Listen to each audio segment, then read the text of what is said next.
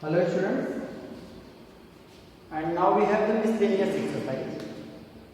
तो miscellaneous exercise में जो क्वेश्चन नंबर 1 to 6 है वो इनइक्वालिटीज हैं और उन्हें आपको अलजेब्रिकली सॉल्व करना है, जैसे कि हम लोगों ने 6.1 में सॉल्व किया था। तो क्वेश्चन नंबर 1 to 6 आप बिल्कुल अपने से सॉल्व कर सकते हैं और आपको करना भी है क्वेश्चन नंबर 1 से लेकर 6 तक। क्वेश्चन नंबर 7 से लेकर 10 तक वो ग्राफिकली सॉल्यूशन है और वो तो अभी जस्ट हमने आपको पढ़ाया 6.2 में। वन वेरिएबल का है, सभी वन वेरिएबल्स के ही हैं, तो 6.2 में ही वन वेरिएबल का हमने पढ़ा था और ग्राफिकली सॉल्यूशन 6.1 में भी पढ़ा था वन वेरिएबल का। 6.2 में वन वेरिएबल नहीं बल्कि 2 वेरिएबल पढ़ा था। तो 1 से लेकर 10 तक तो ये तो आपका पूरा 6.1 पर ही बेस्ड हो गया। अब क्वेश्चन नंबर 11 से हम आपको बता रहे हैं, तो ध्यान से देखिए क्वेश्चन नंबर 11 में क्या कहा जा रहा है। A solution is to be kept, एक सॉल्यूशन है कोई,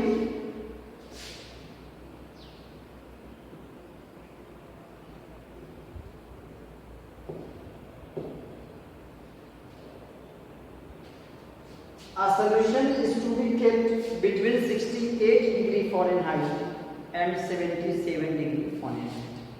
मतलब बिटवीन है, 68 से 77 के बीच में रखना है।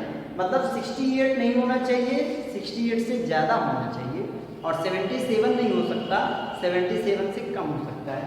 मतलब f की जो वैल्यू है, f की value greater than 68 but less than 77। और आपसे कहा जा रहा है what is the range in temperature in degree Celsius. अगर फॉरेनहाइट जो है वो 68 से 77 के बीच में ही रह सकता है, तो सेल्सियस का रेंज कितना होगा, मतलब सेल्सियस में टेम्परेचर कहां से कहां तक रह सकता है। And the conversion formula is given by, conversion formula दिया गया है, आपको पता भी है F = 9/5 C + 30। तो फॉरेनहाइट का ये टेम्परेचर है, यहाँ से लेकर यहाँ तक लाई कर सकता है फॉरेनहाइट में, और सेल्सियस में निकालना है तो F की यही वैल्यू यहाँ पे अगर रख दिया जाए तो ये पूरा इनइक्वालिटी सेल्सियस में बदल जाएगी और सॉल्व करके C की वैल्यू निकाल लेंगे कि C की वैल्यू कहाँ से कहाँ तक लाई कर सकती है। रेंज का मतलब है कहाँ से कहाँ तक। तो यही था कि F यहाँ रख देंगे तो हमें मिल जाएगा 68 less than 9/5 C plus 32 less than 77। अब 32 है तो इधर भी आएगा 32 और उधर भी आएगा। ये एक हम दो एक साथ और दो एक साथ सॉल्व करने के बजाय तीनों एक साथ सॉल्व कर रहे हैं, तो यहाँ हो जाएगा 68 minus 32 less than 9/5 C less than 77 minus 30। Minus करेंगे -2 6 and 36 less than 9/5 C less than 5 और 4। ये 5 ऊपर और 9 नीचे आएगा तो हो जाएगा 36 × 5/9 C एंड 45 × 5/9। कट कर दीजिए, 9 4 जा 36, 9 5 जा 45, 4 5 जा 20 एंड 5 5 जा 25। मतलब कि अगर टेम्परेचर हमारा फॉरेनहाइट में 68 से 77 के बीच लाई करता है तो सेल्सियस में 20 से 25 के बीच में लाई करेगा। सेल्सियस में वही वैल्यू 20 से 25 में लाई करेगी और यही C का रेंज हो जाएगा। मतलब डिग्री एंड सेल्सियस का रेंज होगा फ्रॉम 20 नो सॉरी बिटवीन 20 और 25। फ्रॉम 20 नहीं होगा क्योंकि 20 नहीं हो सकता है, 20 से थोड़ा ज़्यादा हो सकता है। ठीक, तो ये आपका क्वेश्चन नंबर 11 कंप्लीट हो गया। अब हमें क्वेश्चन नंबर 12 लिखना है, तो आप 11 कॉपी कर लीजिए तब हम 12 बताते हैं।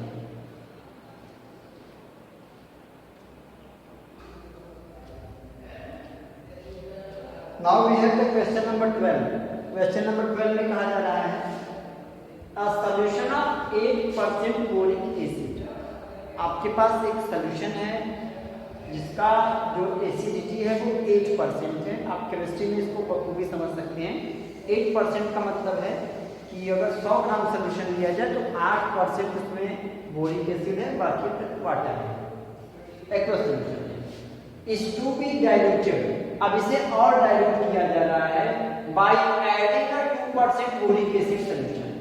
मतलब जैसे आपके पास कुछ 8% एसिडिटी का कोई बोरिक एसिड है और उसमें आप 2% एसिडिटी का कोई बोरिक एसिड अगर डालेंगे तो ये पूरा सॉल्यूशन डाइल्यूट बनेगा और 8% से थोड़ा और कम हो जाएगा।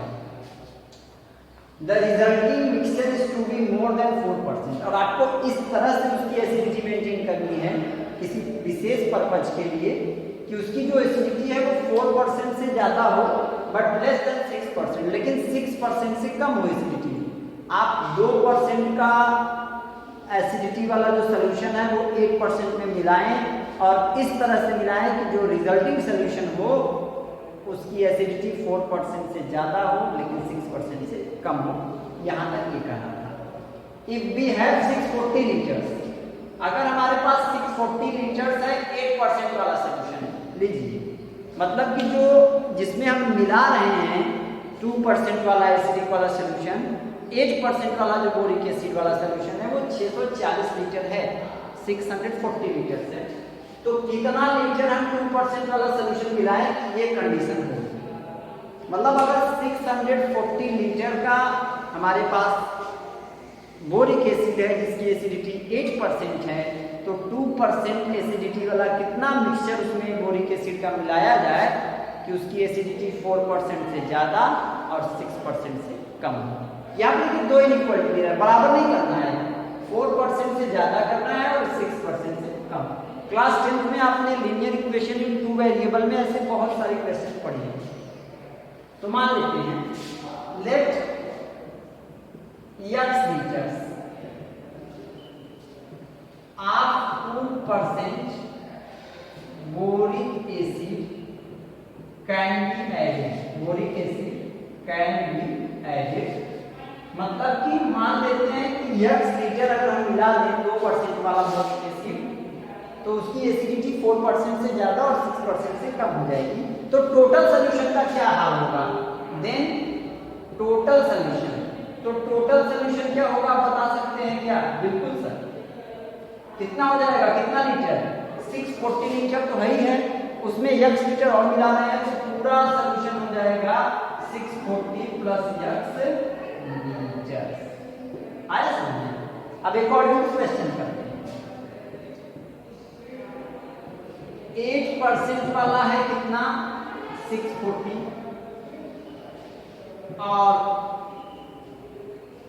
2% वाला है x, सही है। और इन दोनों की एसिडिटी मिला करके ग्रेटर देन 4%, मतलब 4% ऑफ x प्लस 640, मतलब पूरे सोल्यूशन का 4% से ज्यादा होना चाहिए। तो इसको सॉल्व कर लेंगे। 8 into 640 upon 100 plus 2 into x upon 100 is greater than 4 into x plus 640 upon 100। 100 और जगह से काट दीजिए आप, यहाँ से कॉमन निकाला होगा तब कटा होगा, मैंने डायरेक्ट काट दिया।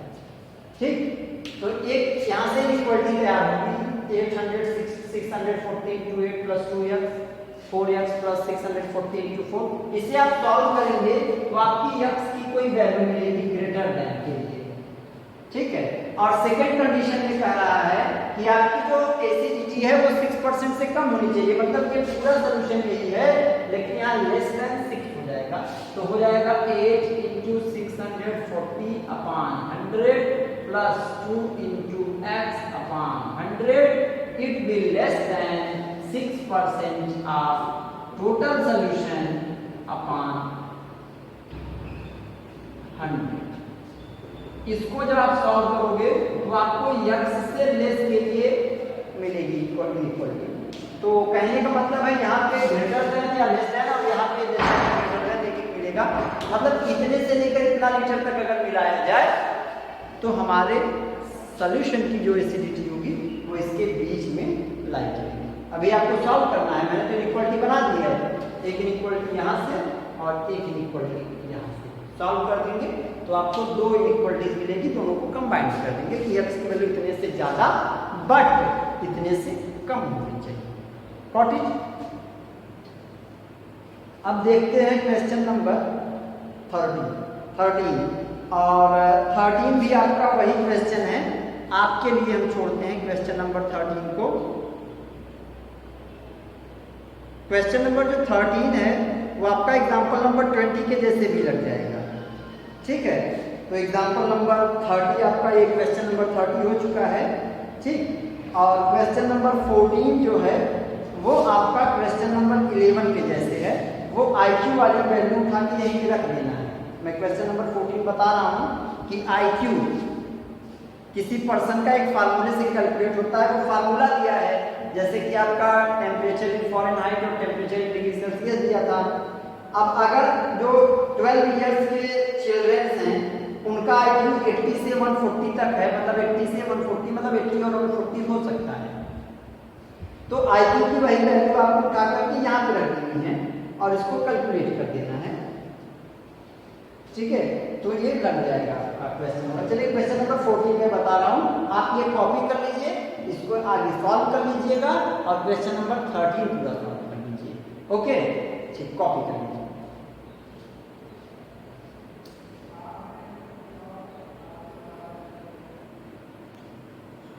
Now we have the question number 14। करें कि किसी पर्सन का IQ निकालने का एक फार्मूला है, IQ इक्वल टू MA/CA × 100, जहाँ पे MA उसकी मेंटल एज है और CA उसकी क्रोनोलॉजिकल एज है। क्रोनोलॉजिकल मतलब कि जो उसकी एज है बच्चे की या जो पर्सन की एज है वो उसकी क्रोनोलॉजिकल एज कही जाती है, ठीक है। और आपका जो IQ है वो 80 से 140 के बीच में लाई करता है, मतलब 80 या 80 से ज्यादा बट 140 या 140 से कम। किस ईयर के बच्चों के लिए? 12 इयर्स के चिल्ड्रन के लिए IQ इतना होता है। तो आपको उनका जो कैलकुलेट करना है मेंटल एज कैलकुलेट करना है, मतलब MA कैलकुलेट करना है। तो कुछ करना नहीं है, ये आपको रेंज दिया गया है। तो 80 less or equal to IQ का ये पूरा formula MA/CA × 100 less or equal to 140, सही है। अब क्या करना है कि उनकी जो क्रोनोलॉजिकल एज है, ये क्रोनोलॉजिकल एज ये उठा करके पुट करनी है। कितनी ईयर से क्रोनोलॉजिकल एज? 12 इयर्स। तो यहाँ पे अगर पुट कर देंगे 12 तो ये हो जाएगा 80 less or equal to MA/12 × 100 is less or equal to 140। अब इसे सॉल्व कर लेंगे, 12 इधर ऊपर और 100 नीचे, उधर भी वही होगा, 12 ऊपर 100 नीचे। तो हमको उनकी मेंटल एज का पता चल जाएगा कि किस वैल्यू से लेकर किस वैल्यू तक उनकी मेंटल एज लाई कर सकती है, मतलब कि मेंटल एज का रेंज क्या है 12 साल के बच्चों के लिए जिनका कि IQ लेवल 80 से 140 तक होता है, ठीक। तो इस तरह से मिसलेनियस एक्सरसाइज भी अपना हमारा कंप्लीट हो चुका है। इस चैप्टर को आपको किसी भी रेफरेंस बुक से पढ़ने की जरूरत नहीं है। चैप्टर में एक ही बार कई चीज़ें रिपीट हो रही हैं, एक ही चीज़ बार बार रिपीट हो रही है। तो इतना अगर आप पढ़ लेते हैं NCERT का केवल, तो उसके लिए कोई ज़रूरत नहीं है किसी रेफरेंस बुक के लिए। सेकेंड थिंग दैट अभी तक काफ़ी बच्चों का नोट्स हमारे पास नहीं मिल पाया है, ना चैप्टर 1 का ना चैप्टर 2 का। वो पढ़ रहे हैं कि नहीं पढ़ रहे हैं, वीडियोस देख रहे हैं, उनको क्या डाउट्स आ रहे हैं, कुछ नहीं, वो बिल्कुल से फ्री फील कर रहे हैं। तो आपके लिए एक बात बता दूं कि जल्दी आपके हाफ ईयरली एग्जाम होने वाले हैं। आई थिंक जब आपको ये वीडियो मिलेगा उसके विद इन 10 और 15 डेज आपका हाफ ईयरली एग्जाम स्टार्ट हो जाएगा। तो इसलिए सबसे जरूरी चीज़ ये कि आप अपना नोट्स जरूर कंप्लीट करिए और उसको हमारे साथ शेयर करिए। उसकी फ़ोटो क्लिक करके जितना भी नोट्स आपने बनाया है उसकी पूरी फ़ोटो क्लिक करके हमारे व्हाट्सएप पे जरूर सेंड कर दीजिए। और अगर आप ऐसा नहीं करते हैं तो मुझे मजबूरन आपके पेरेंट्स को कॉल करना पड़ेगा या उनसे कांटेक्ट करना पड़ेगा या मे भी आपके घर पे भी आना पड़े इसके लिए कि आपका नोट्स कहाँ तक, क्योंकि नोट्स से ही बेटा आपकी पढ़ाई पता चलेगी हमें कि आप कितना पढ़ रहे हैं या नहीं पढ़ रहे हैं। क्योंकि अभी तो पढ़ाई का जानने का कोई और तरीका है नहीं, क्योंकि आप हमारे पास तो हो नहीं कि डेली हम क्लास क्वेश्चनिंग आपके से क्लास में कर लें और हमें पता रहता है चलता रहे हाँ ये बच्चा अच्छा है पढ़ने में, चलो नोट्स। थोड़ा बहुत कम भी कंप्लीट है तो चलेगा। इसलिए मैं सभी बच्चों से रिक्वेस्ट करता हूँ कि अपनी जितनी यहाँ चैप्टर 6 तक की नोट्स है वो पूरी वेल प्रॉपर नोट्स का बनाएं और उसको फोटो क्लिक करके जरूर मेरे पास भेजें, और अगर कोई डाउट आता है तो फिर जरूर क्वेरी करें। ठीक है, तो ओके, थैंक यू।